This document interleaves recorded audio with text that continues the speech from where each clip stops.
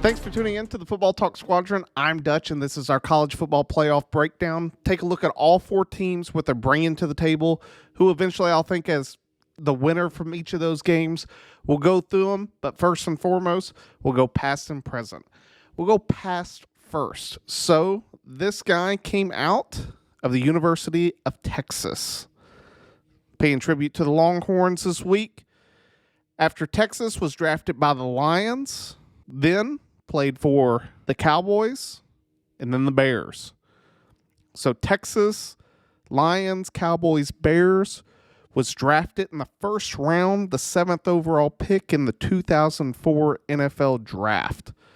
It'll be one of your bigger hints right there. And the other big hint is it's with the Lions, that first round pick. If you remember in the early 2000s, you'll think about certain guys they took. None of them really worked out. Minus, this was a few years later with Calvin Johnson, but that's sort of your bigger hint. If you need a little bit more time, go ahead and pause because the answer is it's Roy Williams. Had a good career at Texas, went to the Lions. The other guys I'm talking about, they had multiple years where they're having, top picks. They draft Charles Rogers in the first round. They draft Joey Harrington in the first round. The Lions had a history of taking wide receivers with their first round pick. It never worked out. They had all this talent on offense and it never could gel. Roy had a little bit better of a career with the Cowboys. Still, it didn't last that long. Ended up with the Bears at this point. When he ended up with the Bears in 2011, this is sort of that time period where receivers went to the Bears to just die. It was sort of a graveyard for the Bears at that point. It's one of the guys I like to pull out being a Texas grad for the past, since Texas is in the finals, or at least in terms of the playoffs, not the finals. We'll get to that here in a second. That's our past. For our present, we're going to stick in the Cowboys. So sticking in Texas, I want to talk about tight end. So the tight end for the Cowboys is who we're looking at this week with Jake Ferguson. Where did he go? I know I'm taking a look at this week at the Cowboys, even though it's a college episode. I did want to point him out. He's been playing very well. Ferguson has for the Cowboys, runs after the catch hard. He's not a guy that's getting out of bounds. He's played really well. Wanted to bring him out. I think, not a lot of people would think he came from here, mainly because I'll give you a hint, it's not Iowa. So it's not a tight end school in terms of that, hey, legendary guys have come out of here. It is a Power 5 school. If you need a Power 5 division, it is in the same division as Iowa, Big Ten. But it's not Iowa. So that's your major hint. If you need a little bit more time, go ahead and pause because the answer is it's Wisconsin. That's where Jake Ferguson came out of. Played really well for the Cowboys this year, but I thought he was a good player to highlight on this week. Before I get into the college football playoff, I did want to talk about one thing which I think is important to bring up going into this week because of what happened last week, and that is Florida suing the ACC to exit the ACC. Now, why do I bring this up? I bring it up because if this suit clears and Florida State wins, it's going to dramatically change college football as we know it. Why? I think that if Florida State wins, you're not only going to see Florida State leave the ACC immediately, you're going to see the major power teams from the ACC depart. Miami, Clemson, Duke, and Kentucky. Now, why do I bring up Duke and Kentucky? It's a college football show. Or, excuse me, not Duke and Kentucky, Duke and UNC. My bad. Both of those schools, although not, contenders in terms of the national championship in football, but in basketball, 100%. You have to remember, all these moves that are happening, what's it about? As Johnny Manziel said, it's about the money. That is what is causing all this, fluctuation. Why is this happening with Florida State? They got into a bad deal with the ACC in terms of their deal with ESPN. When you take a look at how much ESPN paid for the SEC, how much they paid for the Big Ten, it vastly outcompetes the contract signed by the ACC a few years ago, and they're locked into it for another half decade. Florida State wants out. They understand the money they can make by going to a different conference. However, they signed this grant of rights to the ACC. That's what they're suing to get out of. Under this contract, for Florida State to leave, they would have to pay triple the revenue to exit, which would be $130 million to leave the ACC. That's something Florida State doesn't want to do. Another number that's been thrown out is that Florida State has said this staying in the SEC is costing them, they estimate, $500 million from the money lost due to revenue, marketing, etc. Not being a part of the college football playoff is another big part of this. They deem the ACC as sort of being the conference at fault. I bring this up for this reason. Talked about the change of landscape. What do I mean? Talked about these teams leaving. I think the ACC folds. If this lawsuit goes through, the ACC is done with. It's going to morph into some teams going into the SEC, some going into the Big Ten Conference. The rest are going to be enveloped into the Big 12, and I think that what you're ultimately going to see is you'll see three super conferences. You're going to see the Big Ten, the SEC, and then I want to say the Big 12, but not really in terms of the Big 12. I think it will remain the Big 12, but I think the Big 12 is going to take some of the teams from the Mountain West. I think they're going to take some of the teams from the ACC, and they're going to combine to be your third super conference. How long that lasts, I don't know, mainly because the teams in the Big 12, unless they are able to scoop up some of these other big names, the Big 12 really lacks a brand name in terms of globally recognized in their program. It's still big names, like Oklahoma State's still a big name, but it's not Oklahoma. Texas Tech is still a big name. It's not Texas. Those are the type of, teams that are leaving the Big 12. Even, decades ago when Nebraska left, the Big 12 has never been able to hold on to their talent. I think that is what I want to say, a projection for not just a year or two down the road, but more like 5 to 10 years down the road. I think eventually you'll see the Big 12 fall apart.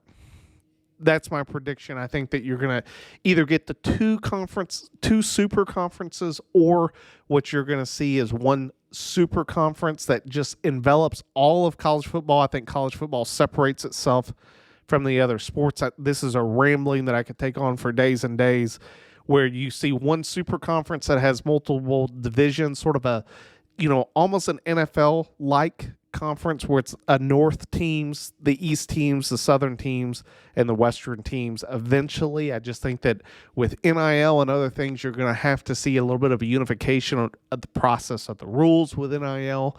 And then as conferences begin to disappear, you're going to see more and more of a push to have everyone under one roof. That's just my opinion. If it happens, I said it first, but I may be wrong and probably are. But I thought it was a good point to just bring up. It's something to know about college football as these games are underway. It's going to make a big change in the 12-team playoff if this lawsuit goes through. Something for us to think about. But, until then, let's get into the games. That's what people tuned in for. Instead of starting with the granddaddy of them all in the Rose Bowl, we're going to start with the Cotton Bowl in New Orleans, Washington versus Texas. In total transparency, I want to start off with saying this. This is the second time I've recorded this episode. A week ago, I recorded the episode, had every intention of putting it out, but the more and more I sat with it, the more and more I changed my mind on this game. This is the toughest game for me to personally call. Why is that? It is because Washington, in my opinion, is not being given a chance to win this game. The Vegas spread has fluctuated from, Texas being a 4-point favorite. I've seen all the way to 6.5 on some, bet markets. I think it's clear that everyone thinks Texas is going to win, much like Oregon. beating Washington in the Pac-12 championship. I think a lot of people thought that. I think that a lot of people think Washington isn't, as good as their record is, undefeated.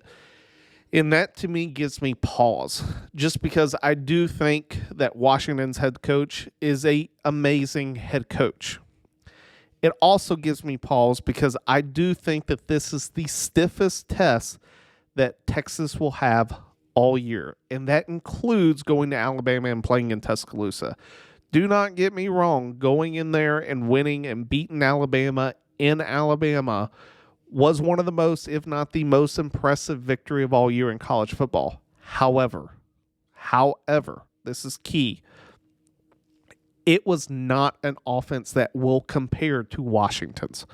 Washington's offense is far more lethal than the team that they saw in Alabama that day, and I think it's far more lethal than any other team Texas has played all year.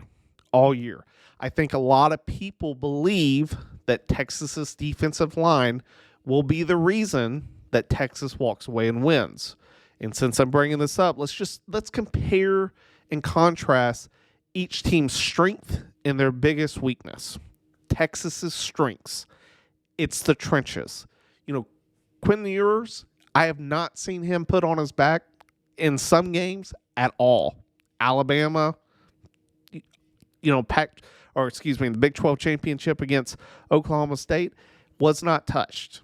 And if you allow him to sit back there and not be touched, he's going to torch the defense. Plain and simple. They have the playmakers at wide receiver to get behind guys. That's a strength for Texas. Their strength on defense, it's the trenches again. That defensive line has been able to shut down the run and get pressure on the quarterback. They have won from both of those things being true. Even in the games where Ewers either didn't play well or didn't play at all. I go back to like the Kansas State game. Who made the pressure when it needed to in order to force Kansas State at the end of that game in overtime to lose? It was Texas's defensive line. Like, that's what won them the game. Texas's defensive line has shown up time and time again that has helped them win football games. Their line on defensive and offensive lines are the key, in my opinion, to this game. Washington has the key of, in my opinion, their secondary on defense and their wide receivers on offense. They have speed that Texas will not have seen in terms of the lethality that they will bring. I don't think Texas has seen all year because of this. And let's get this point made, because I think this is a critical point to be made. What is the number one position drafted in the NFL in the first round in terms of quantity every single year? Every single year, it has continually increased. It is averaged for the past 10 years that 14 players of this position are drafted in the first round each and every year. It's defensive back. Defensive back is the hardest position to get right in the NFL, and in my opinion, it's the hardest one to get well in college. When you think about most college teams, even in the Power 5, they may have one guy that goes in the first round at the position of corner in a draft. That's it. Maybe. And that's a big maybe. It's hard to find guys that can cover the most athletic dude on the field all game, because that's ultimately what they're doing. The game is designed against the defensive back. It's designed for offensive players to be able to win. It's extremely difficult to just find one guy. Washington has 4 really good wide receivers. They are going to spread Texas out. How do you negate a good defensive line? You spread them out and you get the ball on the perimeter. You get the ball out of your hand quickly and you create matchups. That's what Washington is going to try to do to Texas. They are going to get the ball out on the perimeters. A good example of this is last year when Tennessee played Alabama. What did they do? Put the wide receivers out super wide, forced one-on-one matchups with corners and safeties, of which I don't care if it's Alabama, I don't care if it's Texas, any of the teams in the playoffs at one of those positions in terms of corner or safety being matched up on one of those guys is a match. It's a mismatch, and it can be taken advantage of. If Texas can't get pressure immediately, I guarantee you one of those guys is going to create separation. What it's going to come down to is, can Penix hit that guy in the open? In that Pac-12 championship game, Washington looks like they're about to take a 3-touchdown lead. He misses a wide open guy on the sideline, about a 25, 30-yard pass.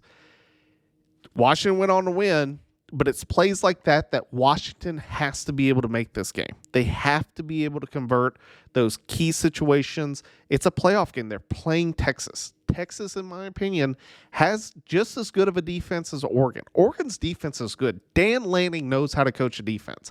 I'm telling you that they are pretty equal on paper. I know some people are going to say Texas is better. I have a hard time with that just because I don't think they've seen the offense that Washington had to deal with all year long, on paper as Oregon's defense. You look at the teams in the Pac-12, they have had to play teams all year long that have thrown the football exceptionally well. I'll be interested to see how Washington does on that side of football. We know how they're going to attack offensively. On the defensive side of the football, can Washington get pressure on Ewers? That's their biggest question mark. Can they do it? The good news for them is I do think that Washington, as I just said, has been tested every single week in the Pac-12 of going against passing teams. They know the pass. They are going to see a plethora of different plays from Sarkisian in terms of him creating mismatches and making them be tested in how they're throwing the football. Adonis Mitchell is going to play well. I have no doubt. My big question is how is Worthy going to play? It hurts his ankle. How does that affect Texas? If he's not 100% healthy, you see it when Alabama played Georgia. Brock Bowers isn't healthy. Ladd McConkey isn't healthy. It hurt them. Like, it is a weapon on the field. He's being looked at as a possible first-round draft pick. Not saying he will be. I'm just saying that's what the experts have him as. If you lose a guy like that, it's difficult to just go to your next bag and find a guy that's going to be just as good as him. That is tough. For Texas, however, I think what Texas is going to sit back and use their line is to run. Texas's goal for the game is to run.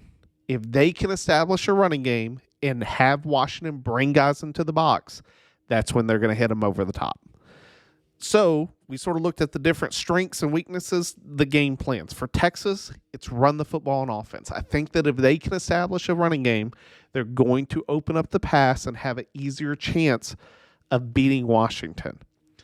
On Washington's side, I think it is spreading them out. And I personally think that Washington loves the shootout game. That's what Washington wants. I also think Washington's defense is sneaky good.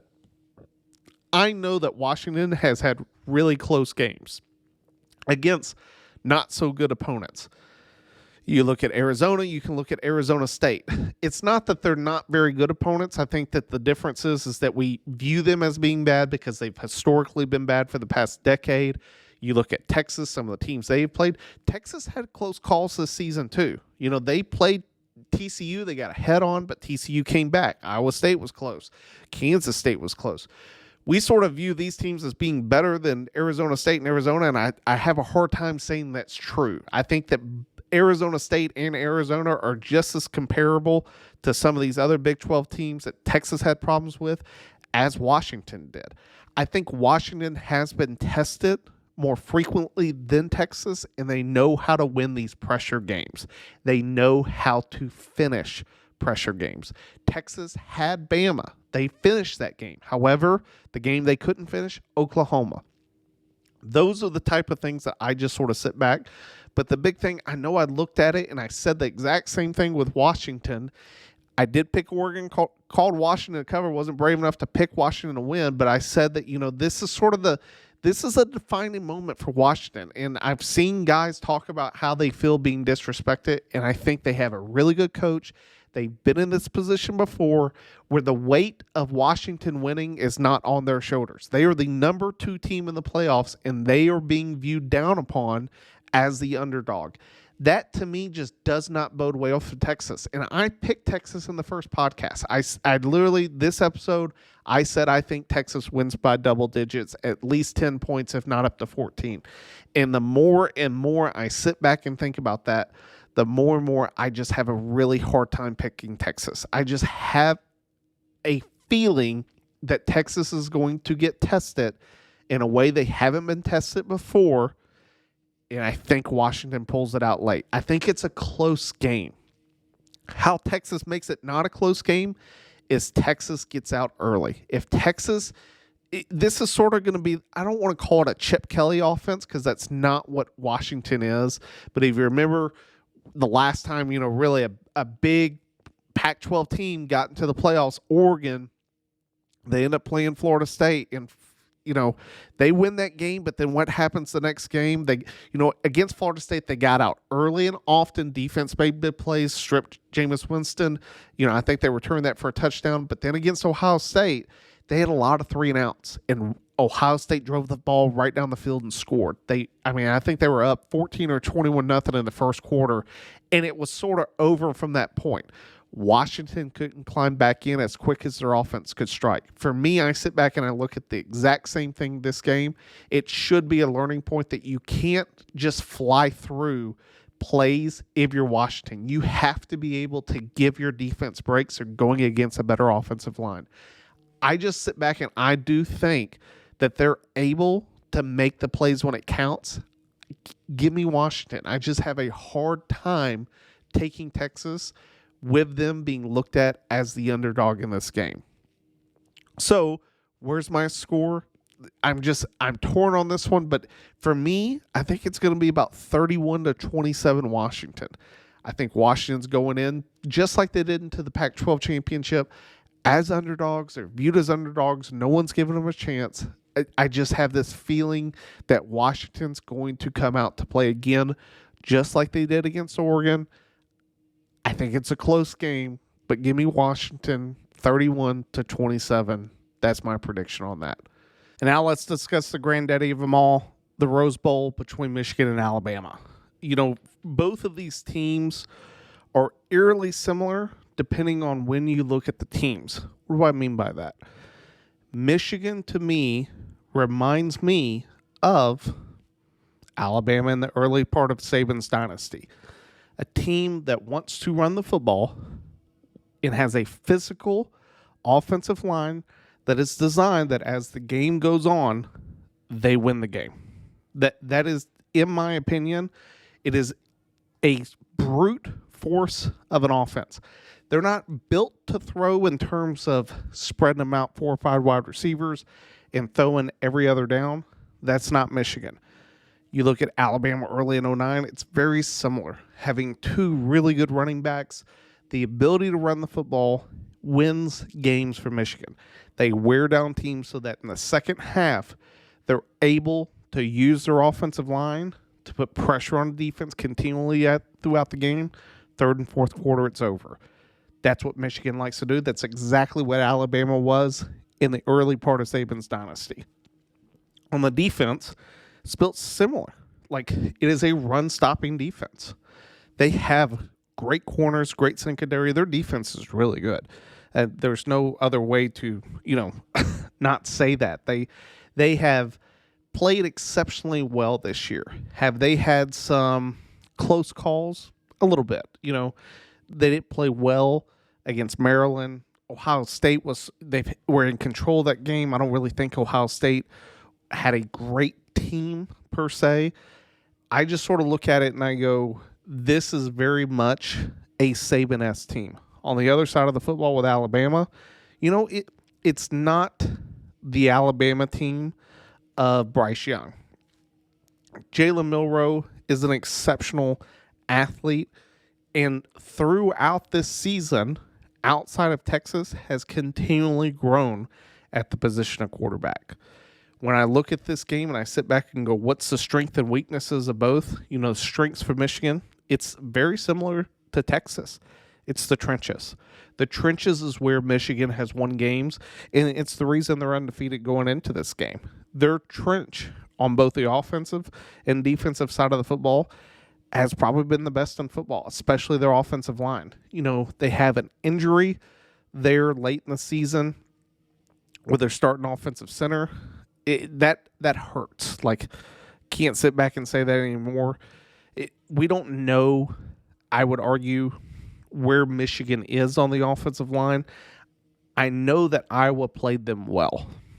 Yes, it was, 28-0, I think was the final score, or 24-0, I forget. But in terms of their offensive line being able to move, probably the best defense in the Big Ten in Iowa, they were able to do that. In the first half, it really took a punt for Michigan to get going and really sort of separate that lead. The second half, they did exactly what I talked about. They ran the football. They threw when needed, and they're able to throw the football, but it's not a team that's going to spread you out. They want to enforce their will upon the opponent. So for me, Michigan, their biggest strength is the offensive and defensive line. For Alabama, their strength on defense is their secondary. Their secondary is exceptionally good. They have two, what is being looked at right now, first-round corners in the NFL draft. They have good secondary players, a little bit of youth, but from the ability to really lock down the guys on the outside and not give up a ton, Alabama has that ability. They play really well in the secondary, and they've had to battle. I mean, they played the Heisman Trophy winner. They've had to play Quinn Ewers. They've seen a lot of different guys throughout the year. It's not that McCarthy is going to be the same as those guys. I think he's just as good as other guys that they've played. However, I don't think he is the lethal of a passer that is going to be talked about in the draft as, Jaden Daniels and Ewers are going to be. He's a little bit different. He is sort of the A.J. McCarron of Michigan right now. For Alabama's offense, it's the speed at quarterback. That's the game-changing thing. When you have a quarterback who can run and who makes it so a defense has to be accountable to his speed and his mobility, it changes how a defense plays the game. We saw that with Georgia. Now, Georgia primarily rushed 3 or 4 down linemen, but kept one or more times than not 2 linebackers in literally quarterback protection, what I would like to call it mode, where they just followed him. It was just a shadow with 2 guys that they were saying Milroe at the end of the day is not going to beat us with his legs. What did Milroe do? He beat him with his arm. For me, the game, I sit back and I come down to it. There's, you can sit back, you can talk about the trenches for Michigan. You could talk about the speed of Alabama, the secondary. I sit back and I go, where does this game go? When I take a look at the past 2 years, I do think it's a little bit different. Michigan has been exposed to speed. And when I say exposed to speed, they've been exposed by speed. Georgia, I get that Georgia was very physical the very first time they met, and Georgia went on to win the national championship. But it was really that once Georgia hit the second level, Georgia was gone. Michigan did not have guys that could keep up with Georgia, and it showed throughout the whole game, offensively and defensively. Against TCU, one of the things that sort of lives in my mind is Quentin Johnston caught like a 5-yard pass. Michigan's in the game. They're coming back. It looks like Michigan's going to win. And what happens? Like, he takes that ball 75 yards for a touchdown. And just outran a whole secondary. Michigan has problems with elite speed. I think Bama has that with Isaiah Bond and especially with Milroe at quarterback. However, this is the key to the game. And it's not that often one guy makes or breaks a game, but I really do feel like in this situation, one guy makes or breaks the game. It's Jalen Milroe. Jalen Milroe will either win this game for Bama or he'll lose this game for Bama. Why do I say that? I think what Michigan is going to do on the defensive side of the football is they are going to bring pressure. They are going to try to make Milroe feel uncomfortable. They are going to try to shut down the run. That's their first priority, is to make it so he can't get out. but they're not going to give him time to throw. Georgia did that, and Milroe succeeded. I don't think that Michigan is going to tempt fate to see if their secondary can keep up with them. They're going to say, if you're going to beat us, it's because you got out of pressure. Like, that's what it is. Can that happen? Certainly. Do I think that it's going to happen? It will be tough. Like, this is an Alabama offensive line that has continually improved throughout the year, but they have shown weaknesses. They played their best game against Georgia. The best that I have seen all season, they played against Georgia. And for me, this is very similar to the last time Alabama was in the playoffs. What happened? You know, they have a loss early in the year against Texas A&M. You know, this year was Texas. They go to Auburn. This year it took a 4th and 31 to win. The season before took a 1-minute drive to throw, a touchdown to tie it up, and then took 4 overtimes to beat an Auburn team that was struggling at the position of quarterback. Like, we're talking about TJ Finley, a guy that he's now playing, I think, at Texas State this year.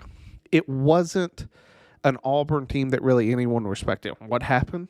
Went to the SEC championship and dominated a Georgia team. See the exact same thing this year. The good news for Bama is that they won't have to play an angry Georgia team if they beat Michigan in the playoffs. They'll either have to face Texas again or Washington. When I sit back and I look at this game, it's hard, and I think about the strengths and weaknesses. I think about Jalen Milroe.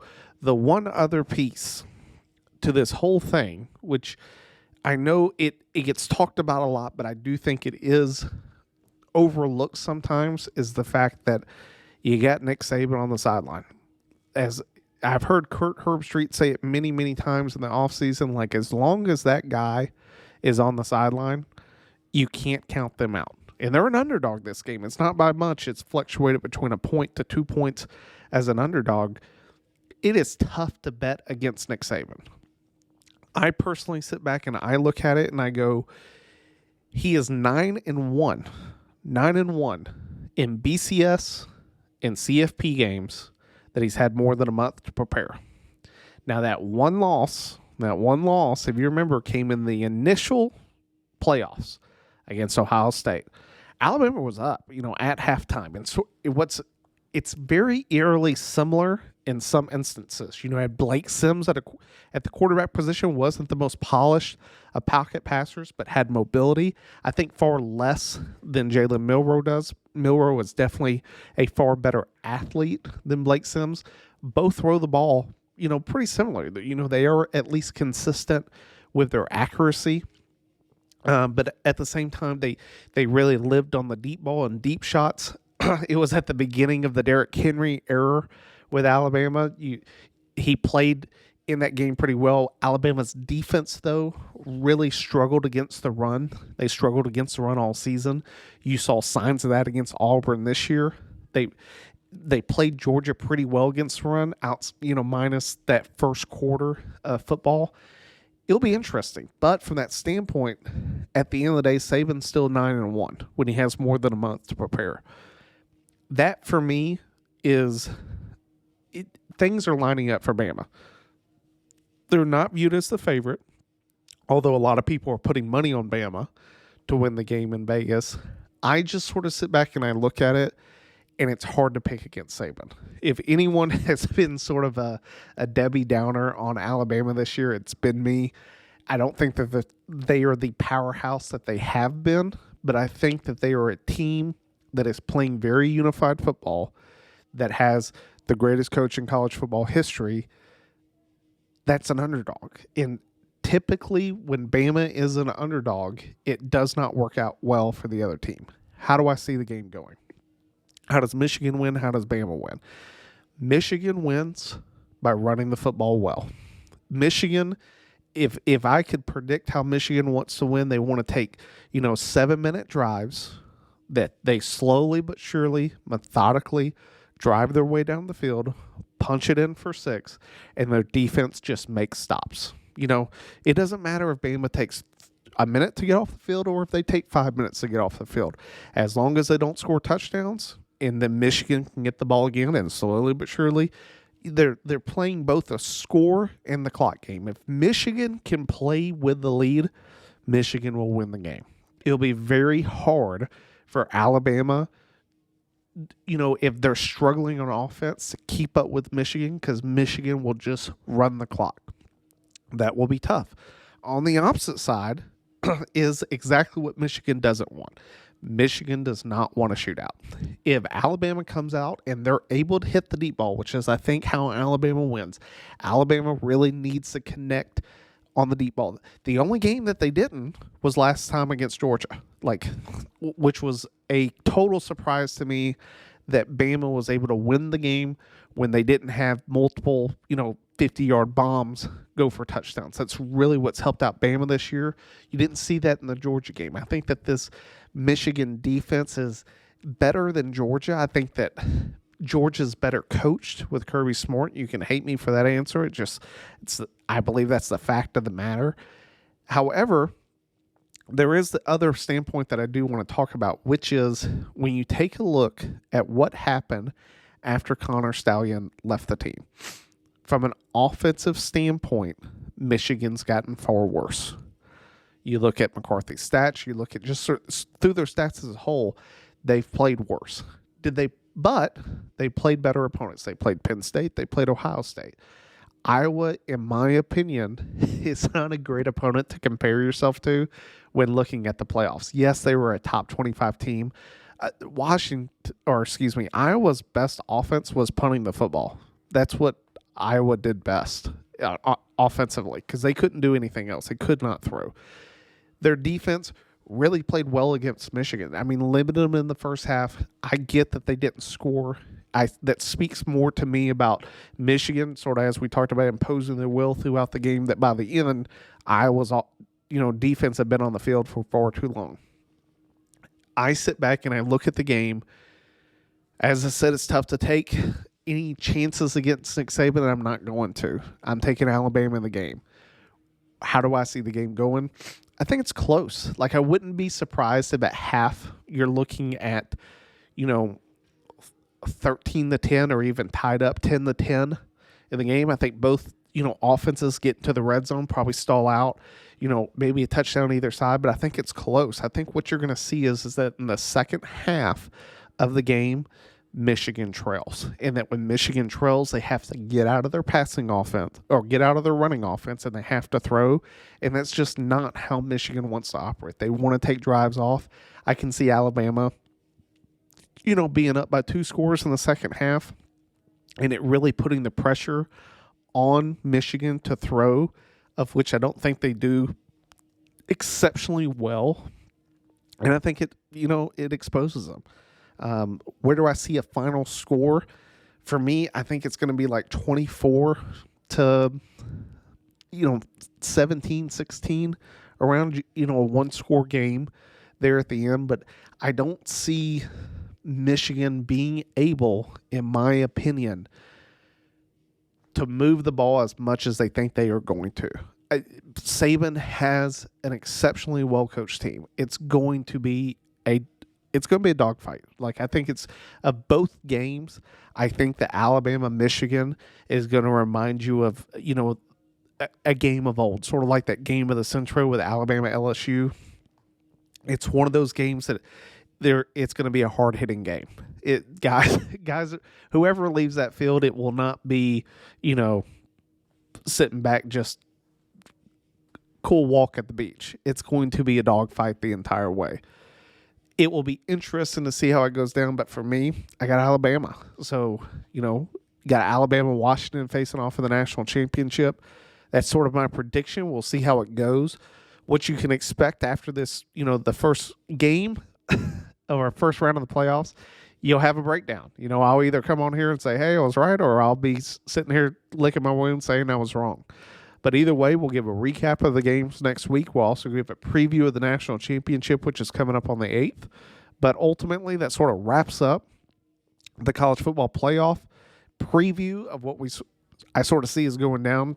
Make sure you're following us on TikTok and Instagram. You've already got my picks. You'll see Maul's picks come across the viewer on both of those social media outlets, for our podcasts and other media channels, footballtalksquadron.com. Reach out to us, send us an email. It's footballtalksquadron@gmail.com. And appreciate to hear from you guys. Anything that you'd like to hear more of, less of, changes to make, always looking for help. But until then, it's time to pull chalks. Thanks for tuning in. We'll see you post the playoffs, first round, as we're previewing the national championship going into next week. Thanks for tuning in.